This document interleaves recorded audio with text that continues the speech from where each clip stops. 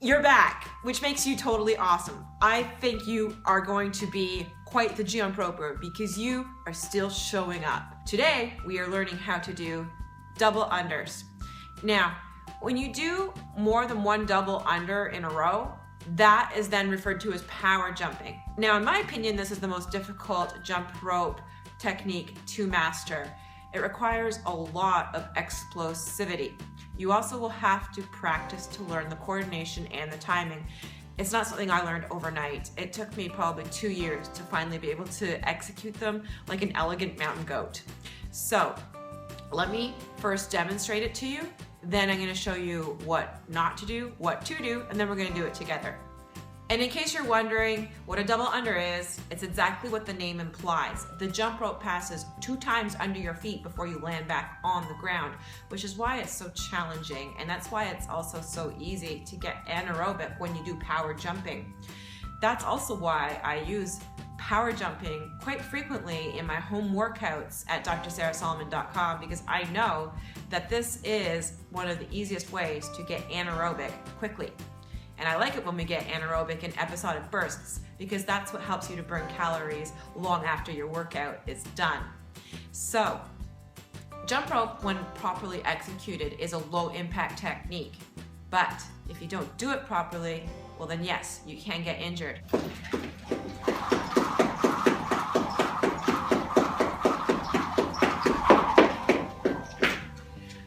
So the first thing you're going to notice is that it looks an awful lot like the bounce step. In fact, it pretty much is the bounce step. The only difference is that the rope is passing twice under your feet in one jump. I'm gonna do it again, but this time with verbal cueing so you can see exactly what's going on. So, I'm gonna start with a few bounce steps, and then I'm gonna go for it.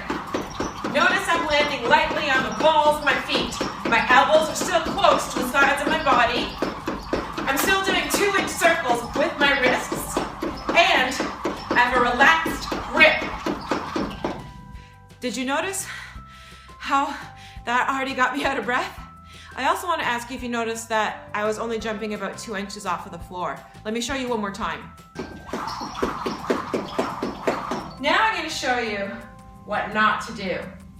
Do not do an exaggerated jump, because that's high impact and that's going to damage your joints. So, don't do any of that. None of this knees tucking up. Another common mistake I see is people hiking the body. Let me show you.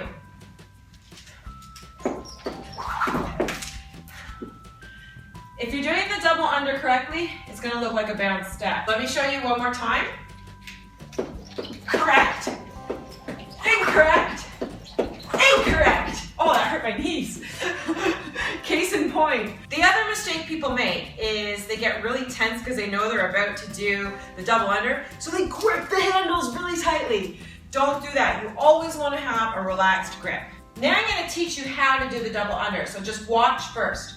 So the way you learn is by starting with 3 bounce steps, and then after you've completed the 3 bounce steps, you are going to bend your knees and you're going to jump up 5 inches off of the ground.